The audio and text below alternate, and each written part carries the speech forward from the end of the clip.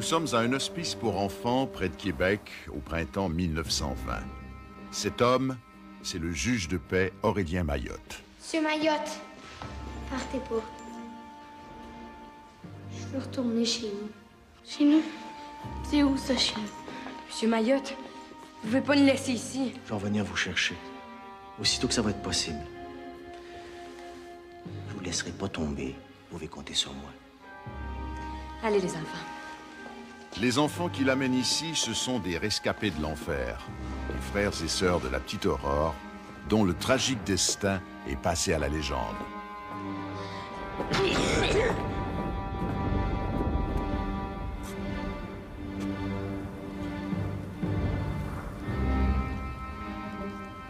En sa qualité de juge de paix, c'est Mayotte qui le premier avait été officiellement alerté du martyre de l'enfant et qui, après en avoir avisé les autorités judiciaires, n'avait pu que constater impuissant la mort de l'enfant.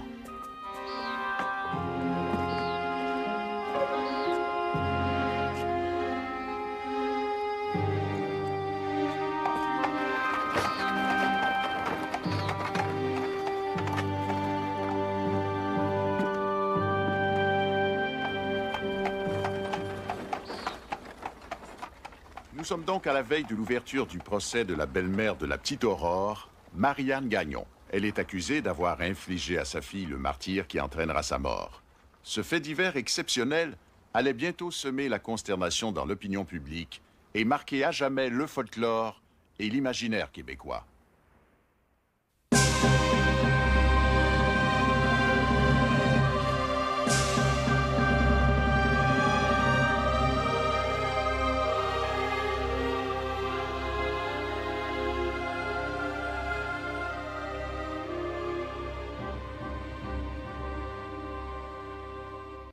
Le cadavre était littéralement couvert de plaies. J'en ai compté exactement 54. Certaines avaient 4 pouces de diamètre. Dans la plupart des cas, il y avait décollement de la chair, et si on pressait les plaies, il en sortait du pus. J'ai également observé la muqueuse de l'estomac qui était d'une teinte rougeâtre, ce qui indiquait le passage d'une substance irritante ou du poison. Est-ce de la lessive, par exemple, qui aurait pu être administrée à cet enfant et causer la lésion que vous avez constatée? Objection, Votre Honneur. La question de la couronne est suggestive. Accordé. Docteur, selon vous, quelle est la cause de la mort de l'enfant? C'est-à-dire que cet enfant-là a été blessé. Et avec le temps, ces blessures ont créé une sorte d'intoxication générale qui a finalement entraîné sa mort. Et pouvez-vous dire à la Cour quelle était la cause de ces blessures? Ces blessures sont le résultat de coups portés à l'enfant, brutalement portés. D'autre part, la position symétrique de certaines plaies sur les bras et sur les jambes me laisse à croire que la fillette a été attachée avant de recevoir les coups qui l'ont blessée. Madame Lemay, en tant que voisine de l'accusée, avez-vous eu de nombreuses fréquentations avec elle? On va vous dire, les fréquentations, non. Mais je dirais plutôt des conversations, là, comme tout voisin qui se respecte parle à son voisin. Ça, vous savez...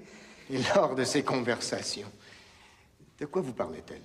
Ah, ça, elle me revenait toujours avec la même chose. Elle me parlait toujours de ses enfants. Comment est-ce qu'elle trouvait ça dur de les élever, puis de les corriger, puis... Un jour, là, durant les fêtes, elle m'a même montré un manche de hache que son mari avait corrigé la petite Aurore avec. Comme celui que je vous exhibe. Et lui avez-vous fait des remarques à ce sujet-là? J'y ai dit. C'est pas une arme pour corriger les enfants, ça, franchement. Là, elle me répond, la petite pleure même pas. Mais j'y ai dit, hein. Et qu'est-ce que vous avez répondu là-dessus? Elle me répond que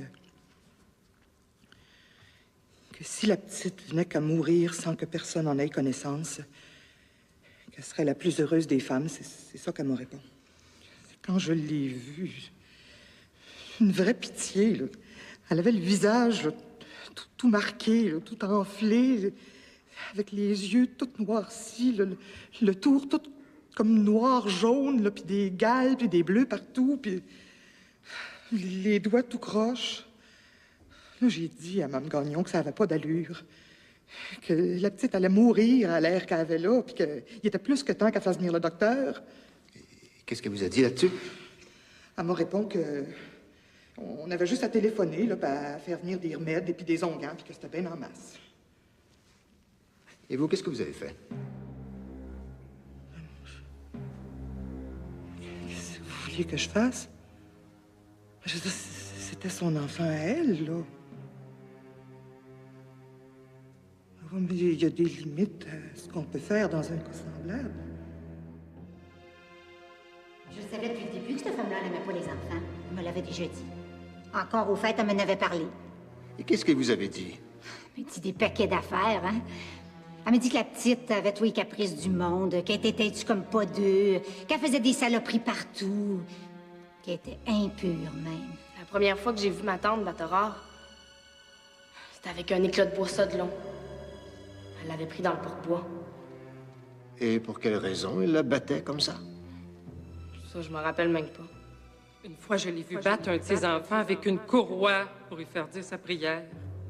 J'ai vu que la petite Aurore avait comme les deux yeux au beurre noir. Puis toute la face même. Elle avait toute la figure défaite, toute noire, les yeux enflés. Oh, c'était effrayant, une affaire effrayante. Elle lavait la vaisselle. Puis là, ma tante, elle m'a dit, regarde bien, je vais te montrer comment elle lave la vaisselle quand je la bats. Puis elle s'est mise à frapper avec une strap. Et vous, avez-vous dit ou fait quelque chose? Mais j'ai dit, pauvre enfant, qu'est-ce qu'elle a?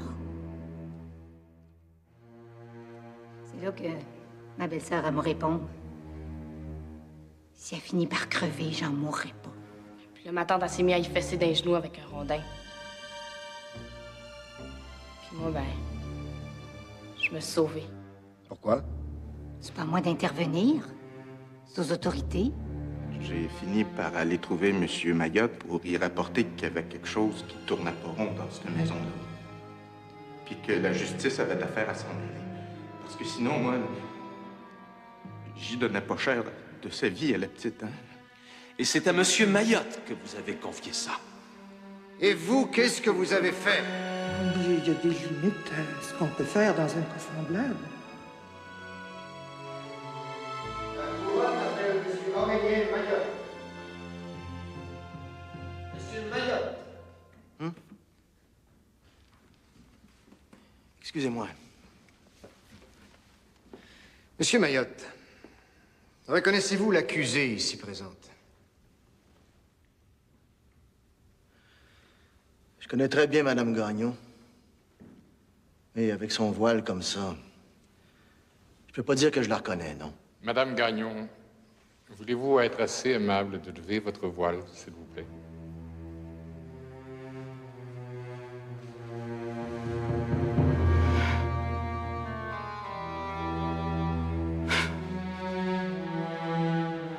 Maintenant, je la reconnais. Monsieur Mayotte, voulez-vous dire à la Cour si, en votre qualité de juge de paix, vous avez été appelé à la maison des Gagnons pour constater la mort de la petite Aurore? Oui. Quand je me suis rendu chez les Gagnons, vers midi, avec monsieur le curé, le docteur nous a dit que la petite ne passerait pas la nuit. Il était trop tard. Qu'il n'y avait plus rien à faire sinon que d'y administrer les derniers sacrements. Monsieur le curé a demandé à l'accusé de lui ôter le petit drap qui recouvrait sa fille. Elle a répondu qu'elle n'était pas capable parce qu'elle était trop énervée. Alors c'est moi qui l'ai découverte.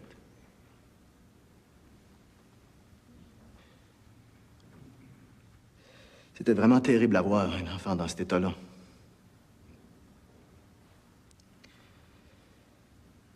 J'ai demandé à Mme Gagnon si son mari était là. Elle m'a répondu qu'il était parti au bois. J'ai demandé si elle pensait pas qu'il aimerait ça voir sa petite fille avant qu'elle meure. Elle m'a dit que je pouvais aller le chercher si je voulais. Je suis sorti de là, j'ai été chercher quelques voisins autour.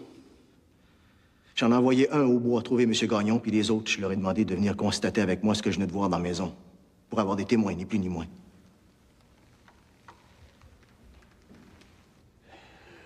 Et alors? Que s'est-il passé?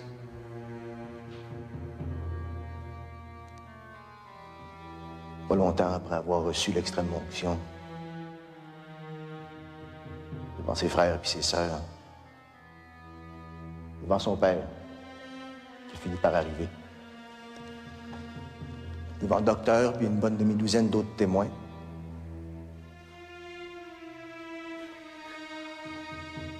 la petite s'est arrêtée de vivre.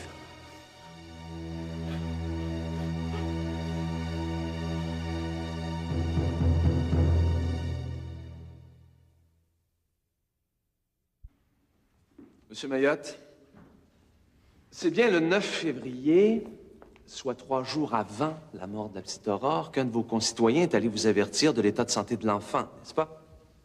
Oui. Pour me dire qu'il y avait des doutes sur le fait que la petite était maltraitée. Sur à quoi j'ai répondu que la chose m'avait été rapportée à travers les branches. Et que je m'en occupais sur le champ. Est-il vrai de dire qu'à ce moment-là, il était encore temps de sauver la vie de l'enfant? Objection! Accordé. Tout ce que je peux vous dire, c'est qu'on m'a visé, puis que moi, en tant que juge de paix, j'ai fait mon devoir. J'aurais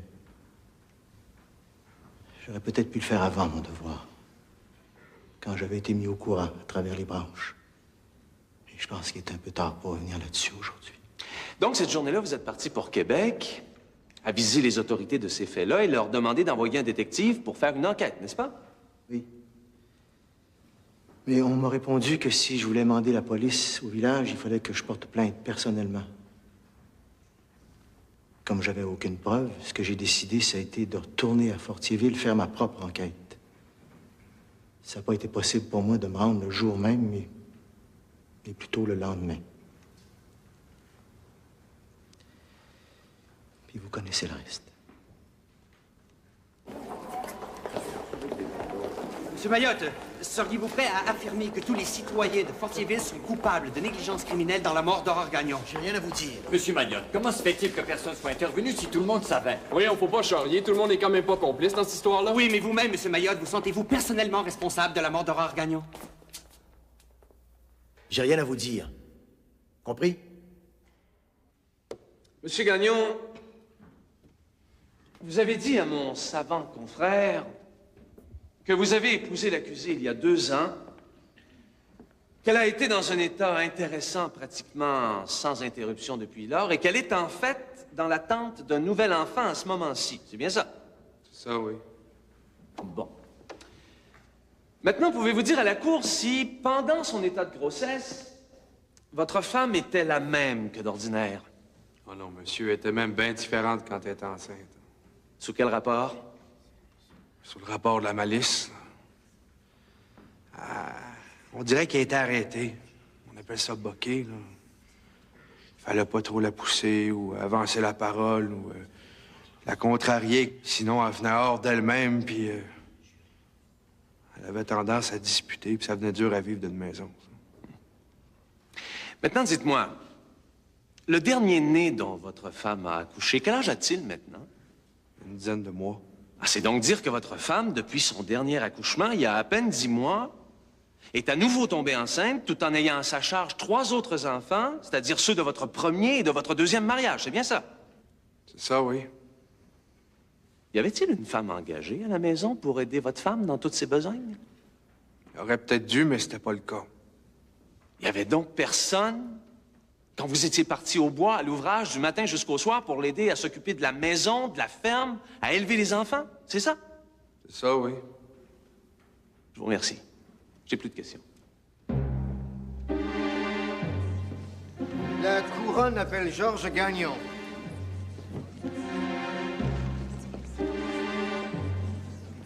C'est ici que Télésphore Gagnon quitte la scène pour sombrer dans une sorte de demi-oubli. Il sera jugé, condamné à la prison à vie, puis relâché après quelques années à cause d'une tumeur à la gorge qu'on croyait mortelle, mais dont il se remettra après une opération. Il regagnera son petit village, se remariera, aura un dernier enfant et mourra en 1961.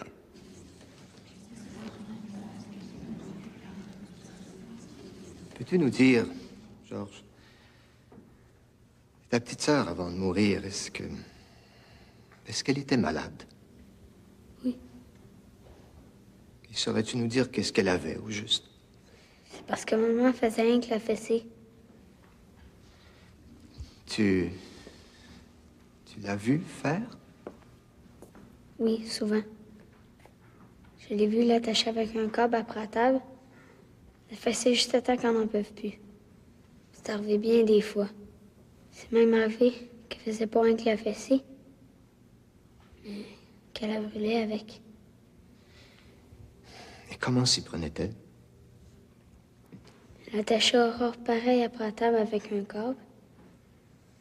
Et fermait la bouche avec la strap. Avec ça? Oui. Puis? Elle faisait chauffer le tisonnier. Ça? Ben rouge dans le poêle. Puis après, elle a brûlé partout. Ses jambes, ses genoux, ses pieds. Et elle faisait ça devant vous? Elle faisait assez rachasser qu'on regarde dehors voir s'il n'y avait pas personne. Mais nous autres, c'est ce qu'on faisait. On pouvait rien dire. Même pas à notre père, parce que si on parlait, elle disait qu'il nous arriverait la même affaire qu'à Aurore. Ça fait qu'on se fermait la trappe. On disait pas un mot, pas rien, à personne.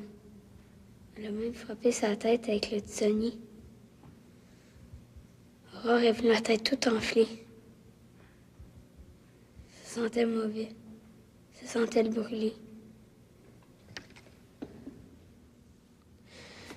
Maintenant, Georges, peux-tu nous dire, la fois que tu allais faire une commission pour ta maman, et qu'en revenant du magasin, il s'est passé quelque chose de particulier avec Aurore, hein? Vous voulez dire la brûler? Oui, qu'est-ce qui s'est passé exactement? Je revenais du magasin parce que maman m'avait envoyé chercher du lait ici. Le Lessie, c'était un caustique servant au gros nettoyage et à la désinfection. Quand je suis arrivée à la maison, elle a appelé Aurore qui se réchauffait à côté du poêle. Elle dit, viens que je te donne du candy. Elle a pris le lait ici, puis elle a beurré des tranches de pain avec. Puis elle a dit, t'es mieux de tout manger, parce que tu vas manger toute une volée. Et puis, elle lui a donné une volée? Non, parce qu'elle a tout mangé. Merci. J'ai plus de questions. Le témoin est à vous.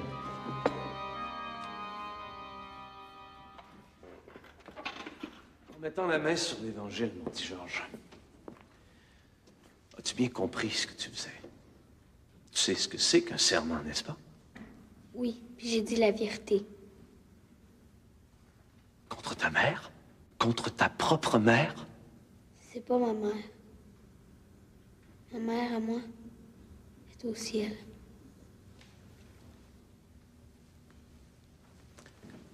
Es-tu content de faire ce que tu fais là, Georges? Oui, Ça te fait plaisir de tout dire ça? oui, ça fait longtemps que je veux le dire. Puis là, je peux. Je peux pas me toucher.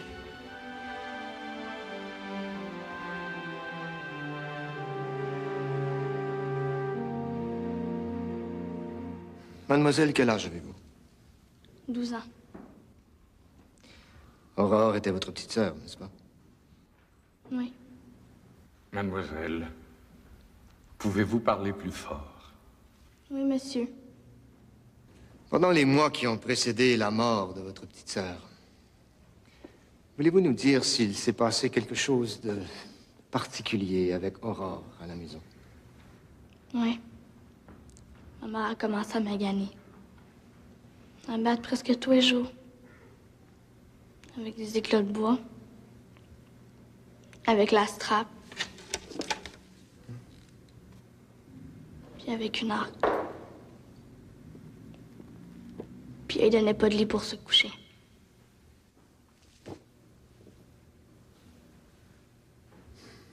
Et qu'est-ce que faisait votre petite sœur quand elle se faisait battre comme ça? Elle criait. Mais maman, elle disait que ça continue à crier, bien qu'elle en aurait plus. Puis même qu'une fois, elle a commencé à brûler Aurore parce qu'elle avait fait partout par terre dans la maison. C'était pas de sa faute, hein, c'est maman qui voulait pas lui donner le pot.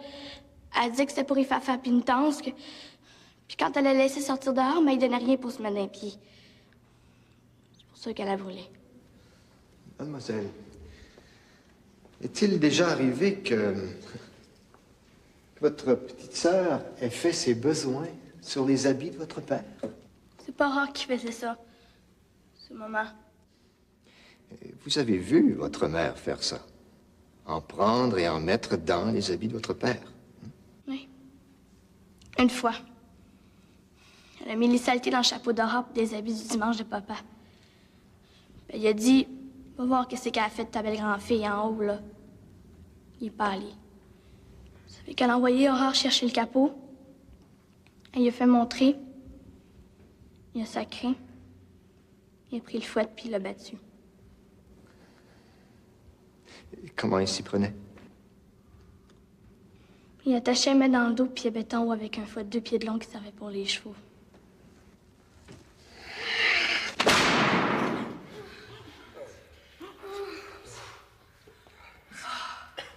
Comme ça.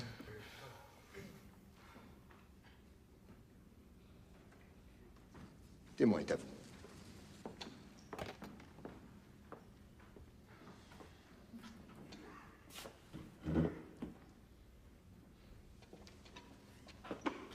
Mademoiselle Gagnon,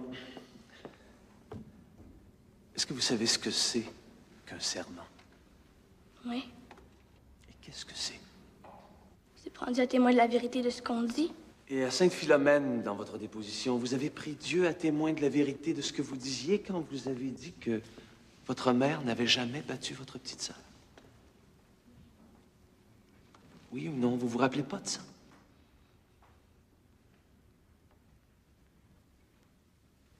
Je vous ai posé une question, mademoiselle. C'est parce que j'avais peur que j'ai rien dit. Elle m'avait promis que j'en mangeais toute une si je racontais ce qu'elle avait fait. C'est quand M. Maillot m'a dit de pas jurer faux que j'ai décidé de tout dire. Marie-Jeanne, n'est-il pas vrai que votre mère ne vous a pas corrigé depuis 2 ans? Oui, elle nous a battus. Qu'elle ne vous a pas corrigé parce que vous vous conduisiez bien?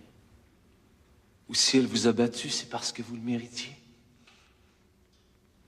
Est-ce parce que vous l'aviez mérité qu'elle vous a battu, mademoiselle? Des fois qu'elle nous faisait faire des ouvrages dans la maison. Puis quand ça nous prenait trop de temps, elle nous battait pour rien. Vous l'avez jamais aimée, votre belle-mère, n'est-ce pas? Mademoiselle, je vais parler comme un père parle à son enfant. Vous n'avez pas besoin d'avoir peur de rien. Personne vous fera de mal. Le juge vous protégera. Monsieur Franqueur a le droit de vous poser les questions qu'il vous pose. C'est son devoir de les poser. Parle tranquillement. Personne ne te fera de mal. Je te garantis ça. Mademoiselle Gagnon, n'est-il pas vrai qu'un jour, sur le perron de l'église, vous avez déjà donné une poussée à votre belle-mère? J'ai jamais fait ça. Et votre petite sœur, Aurore, vous l'avez jamais battue vous-même? Jamais? Vous jurez ça? Oui. Ça, c'est votre père et votre mère qui ont tout inventé ça?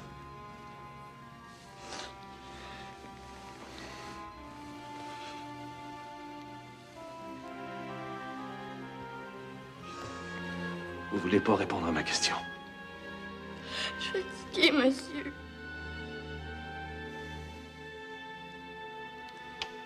J'ai plus de questions.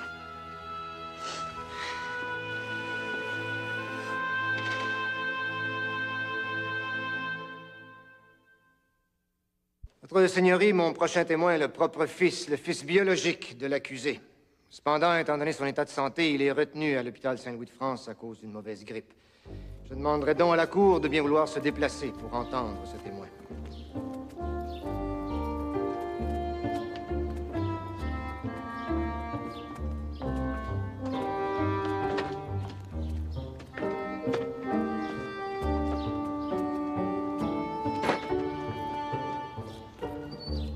Gérard, les messieurs qui sont en face de toi, comme je te l'ai expliqué, ce sont les messieurs du jury.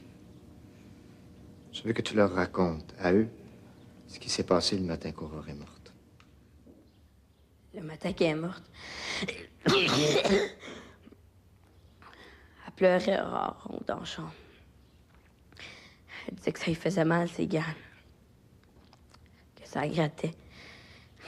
Fait que tout de suite après que papa est parti pour aller travailler, maman l'a dit. Elle a dit, elle restera pas couchée toute la journée, cette vache-là.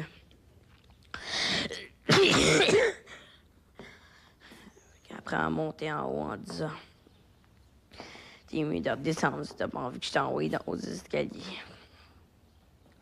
Fait que rare, ben, descendu en se traînant. Je tenais quasiment pas debout tout seul. Fait qu'elle a doublé des marches avec maman derrière elle. On dit en bas, c'est pété la tête contre la porte du poêle. C'est là que maman est allée chercher le manche de fourche qu'elle a trouvé dans le hangar. Il a envoyé 3 bons coups sur le dos pour achever de s'écraser. Après, elle a resserré le manche de fourche. Puis elle l'a fait assez rare sur le banc puis l'escalier. La tête saignait. La bave sortait. Elle disait qu'elle avait soif, qu'elle voulait boire. Mais maman la guettait pour pas qu'elle boive. Finalement, elle a fini par lui donner la moitié d'une tasse d'eau tiède. Elle l'a lavé partout d'un bout à l'autre du corps. Elle a lavé tous ses bobos avec une brosse à plancher. Après, elle est allée la porter dans son lit, elle était quand elle est morte.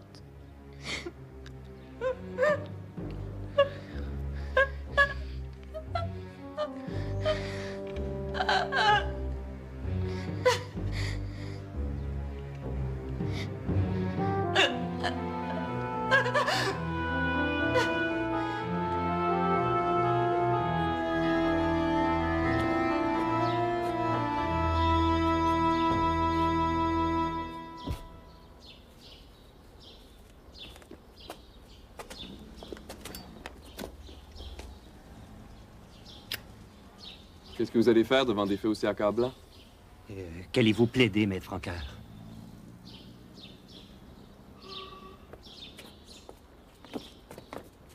Votre Seigneurie, je dépose une motion pour obtenir le droit de changer le plaidoyer de ma défense. Les faits rapportés par les voisins et les enfants de ma cliente sont d'une telle monstruosité qu'il m'est permis d'entretenir de sérieux doutes sur son état mental. Pas d'affaire! Bandez-la! C'est une assassine! Elle savait ce qu'elle faisait! Je demande donc à la Cour une expertise médicale de ma cliente. C'est donc maintenant aux psychiatres, on les appelait aliénistes à l'époque, de donner leurs opinions. Le premier, c'est le docteur Albert Prévost, titulaire de la chaire des maladies nerveuses de l'Université de Montréal et consultant à Saint-Jean-de-Dieu. Au point de vue de son état mental, il m'est apparu évident que l'inculpé souffrait d'aliénation mentale. Cette femme de 30 ans a pratiquement été en couche toute sa vie. À chacune de ses grossesses, la malade souffrait de troubles hallucinatoires. Vous l'appelez la malade? L'inculpé, si vous préférez, étant en ce moment dans un état intéressant avancé de 6 mois et demi, souffre de ces troubles hallucinatoires. Mais pas en danger de mort, toujours. Non, votre honneur. Mais je crois nécessaire de révéler à la Cour que lors de mon interrogatoire, elle m'a confié se lever toutes les nuits, entendre des cloches, des cris, son nom, voir des fantômes ou des morts, et chercher partout pour savoir qui l'appelait. Elle m'a dit également souffrir de troubles de goût, confondant le bœuf et l'anguille. Il est important de souligner ces troubles, car c'est durant sa grossesse que l'inculpé battait son enfant de façon absolument exagérée, la privant de manger, la frappant avec toute espèce d'instrument et la brûlant.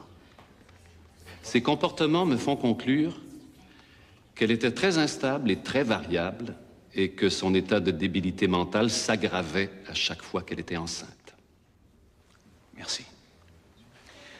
Le témoin est à vous. Docteur, Je voudrais savoir, si vous voulez bien me le dire, quand elle prenait le tisonnier en présence des autres enfants, et qu'elle faisait regarder les enfants dans la fenêtre pour guetter si quelqu'un venait, et qu'alors elle prenait le tisonnier et qu'elle l'appliquait sur la chair d'Aurore, est-ce qu'elle savait, oui ou non, qu'elle brûlait Aurore à ce moment-là? C'est possible, monsieur. Vous voulez pas répondre mieux que ça? Je vous réponds que c'est possible. C'est tout ce que vous avez à dire. Ce que je dis, c'est qu'elle souffrait de troubles de caractère de telle façon qu'il lui était impossible de se contrôler quand elle éprouvait ces troubles. Et par conséquent, elle tombait dans un état de maladie qui la rendait irresponsable. Écoutez, il n'y a pas un être normal qui peut agir de cette façon-là sans souffrir d'aliénation mentale. Merci. Deuxième éminent aliéniste, le docteur Brochu, médecin en chef de l'asile Saint-Michel-Archange de Beauport. Mes conclusions sont que l'accusée était en état de comprendre la nature de ses actes, qu'elle a toute son intelligence et qu'elle possédait le sens de l'appréciation morale. Le fait que ses plus grandes atrocités aient été commises à une époque où son mari était généralement absent prouve qu'elle se rendait compte que ses actions pouvaient avoir plus de conséquences selon la présence ou l'absence de son mari. Même chose concernant les précautions prises par l'accusé, en empêchant ses enfants de dire à leur père ce qui se passait. Quant aux troubles du goût et de l'odorat constatés par le docteur Prévost, je ne considère pas qu'ils ont une signification importante quant à son état mental. Et ces hallucinations, ces voix? Les hallucinations et les voix que l'accusée entendait peuvent s'expliquer facilement par le fait qu'à la prison de Québec, elle pouvait entendre les voix des gardiens et des autres prisonniers. Elle interprète ces voix comme elle le veut, et cela n'a aucune importance, pour l'unique raison que cette femme n'a aucun symptôme d'aliénation mentale. Et votre conclusion, docteur? Elle savait fort bien ce qu'elle faisait. Marianne Gagnon n'est jamais venue à la barre. On comprend aisément pourquoi. Elle n'avait rien à gagner. Que pouvait-elle dire? Que pouvait-elle faire? Se déclarer folle? Clamer son innocence? Bien sûr que non. Pour la postérité, c'est dommage, car elle n'a fait aucune déclaration aux journalistes non plus. Et nous ne saurons donc probablement jamais ce qu'elle avait à dire, encore moins ce qu'elle pensait. Monsieur Mayotte, attendez. Il y a certains journaux qui disent que tout le monde dans le village aurait été complice du martyre de la petite Aurore. Qu'est-ce que vous pensez de ça, vous? Puis vous, comment expliquez-vous le fait que vous-même soyez intervenu si tard dans l'affaire?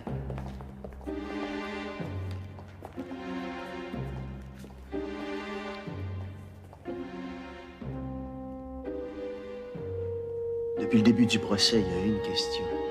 Une question que ni vous, ni les avocats, ni les juges, ni personne n'a posée. Une question avec laquelle j'ai l'impression d'être tout seul à vivre depuis 2 mois que la petite Aurore est morte. Laquelle? Pourquoi? Pourquoi elle a fait ça? Pourquoi une mère inflige un sort aussi cruel et aussi brutal que ça à son enfant? Pourquoi personne n'est capable d'empêcher ça? Pourquoi?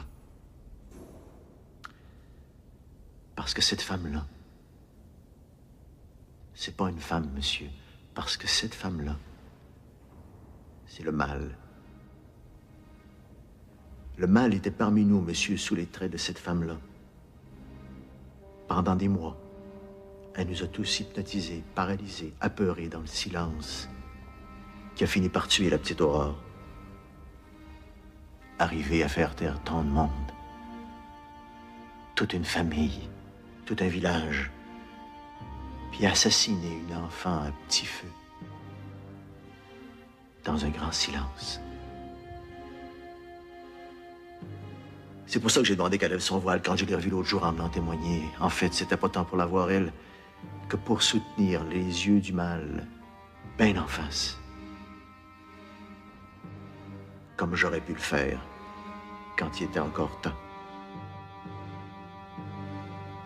Ces yeux-là, Je vais m'en souvenir jusqu'à la fin de mes jours.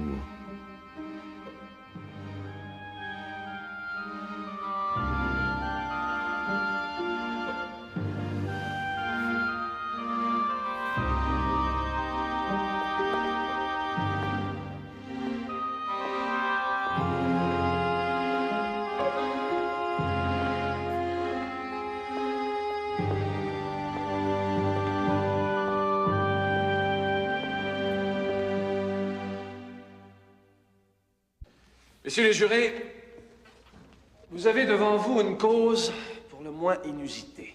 Pourquoi inusitée, je vais vous le dire. Parce que généralement, lors d'un meurtre, il existe deux ingrédients.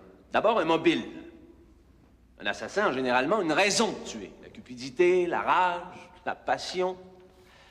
Ensuite, la dissimulation. Le meurtrier s'efforce de cacher, sinon son crime, du moins tout indice qui pourrait le pointer du doigt. Et l'amener éventuellement devant 12 hommes justes et intègres qui auront le pénible devoir de décider de son sort. Mais ici, pas de mobile, pas de dissimulation. Madame Gagnon n'a non seulement rien caché, elle a pratiquement affiché ses cruautés au grand jour, y compris les terribles instruments dont elle s'est servie pour martyriser cette pauvre enfant. Pensait-elle qu'elle pouvait procéder ainsi sans qu'interviennent éventuellement les autorités? Savait-elle même ce qu'elle faisait? Comment expliquer ces gestes? Comment même les juger? Une personne saine d'esprit aurait-elle agi ainsi? Non, messieurs les jurés. Et notre expertise le démontre bien. Le comportement de cette femme ne peut s'expliquer que par son aliénation mentale, par la folie, par cette débilité mentale, par cette folie morale qu'a si bien décrite le docteur Prévost, et qui, comme il nous l'a si savamment expliqué, augmentait plus sa grossesse avançait. Son propre mari nous a fait part des terribles changements qui s'opéraient en elle pendant ces périodes-là. Vous savez comme moi que le plaidoyer de folie existe dans tous les pays civilisés et remonte très loin dans l'histoire. Messieurs les jurés, ce n'est pas une seule personne que le verdict va frapper, mais bien deux. Car cette femme porte en son sein un enfant dont la vie peut dépendre du verdict qui va être rendu. Si j'ai accepté de défendre l'accusée, ce n'est pas pour elle seule, mais aussi pour sauver l'honneur des autres enfants. Messieurs les jurés, j'ai fait mon devoir. À vous maintenant de faire le vôtre. Merci. Maître Fitzpatrick. Merci, Votre Seigneurie.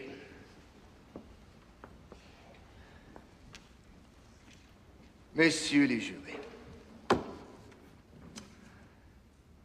savez, j'aime tout autant que mon docte et savant collègue me lancer dans les élucubrations mentales et les discussions métaphysiques.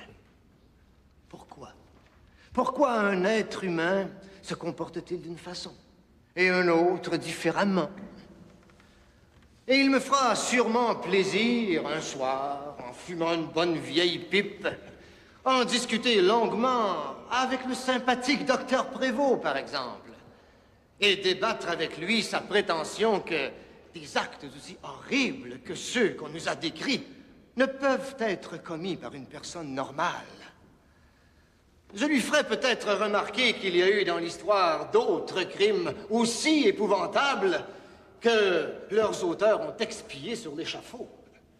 Aurait-il fallu tous les excuser pour cause de folie? Votre Seigneurie, l'histoire de la justice ne serait-elle en fait qu'une longue série d'injustices?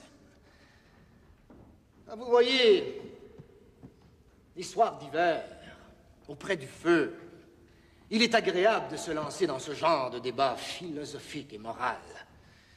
Et qui n'est guère pertinent, vous en conviendrez avec moi, face aux terribles cruautés qui ont mis fin à la vie d'une petite innocente. Car ici, messieurs les jurés, dans ce tribunal, la seule question que vous devez vous poser est celle de savoir qui est responsable des blessures qui ont causé la mort de cet enfant. Et la seule conclusion à tirer, c'est que c'est l'accusé à la barre qui est responsable. Une femme intelligente, comme l'a surtout prouvé notre expertise médicale, et non pas une folle. Messieurs les jurés, je vous demande donc de la condamner sans merci et de laisser pour aujourd'hui les discussions philosophiques aux philosophes.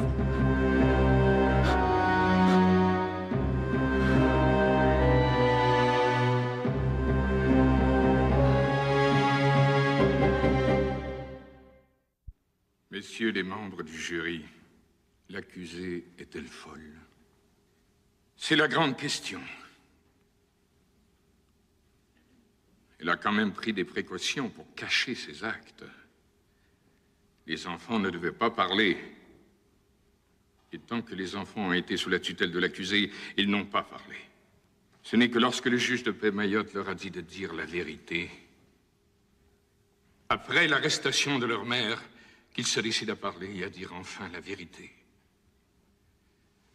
C'est ainsi que nous avons pu assister à ce spectacle douloureux, mais convaincant, de ces enfants venant dire la vérité contre cette femme. Son fils propre, Gérard Gagnon, la chair de sa chair, le sang de son sang, respectant la sainteté du serment, est le plus fort témoin contre sa mère. Il y a là une intervention providentielle. Le fait que cette femme est enceinte ne saurait influencer la décision du jury.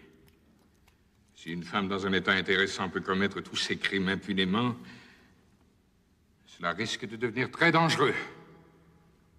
Une femme dans un état intéressant pourrait aller voler chez vous et répondre à celui qui l'arrêtera: ne me touchez pas, je suis en voie de maternité, je suis irresponsable. Quant à l'enfant qui doit naître de cette femme, il n'y a pas à craindre pour lui. La loi y pourvoit. Une femme ne peut pas être pendue durant qu'elle est en voie de devenir mère. J'y verrai moi-même. Je m'y engage. Nous ne sommes pas un peuple de barbares. Trouvée coupable, condamnée à la potence, Marianne Gagnon donne naissance à des jumeaux qui meurent en bas âge. Sa peine est par la suite commuée en emprisonnement à perpétuité. C'est en prison, une dizaine d'années plus tard, qu'elle développera un cancer du sein et subira une mastectomie. Mais ce n'est que quand on la sait atteinte d'un cancer généralisé qu'elle passera les portes de sa prison pour s'éteindre en 1935 à Montréal. Que sont devenus les membres de sa famille? Voici le peu que nous sachions. En 1927, Georges vit à Nicolette avec Gérard. 4 ans plus tard, ils sont tous deux à Montréal. Puis, on perd la trace de Georges. Il est possible qu'il ait changé de nom, tout comme Gérard, qui s'établit finalement en terre abitibienne. La petite Marie-Jeanne écrit au moins une fois à Marianne Gagnon en avril 1923, en s'excusant de son long silence. Elle vit alors à Québec, chez une tante, et dit espérer revoir sa belle-mère bientôt, puis elle disparaît. Et ce n'est que tout récemment que l'on érige enfin dans le cimetière de Fortierville une pierre tombale en souvenir de la petite Aurore qui était passée à la légende 3 générations auparavant.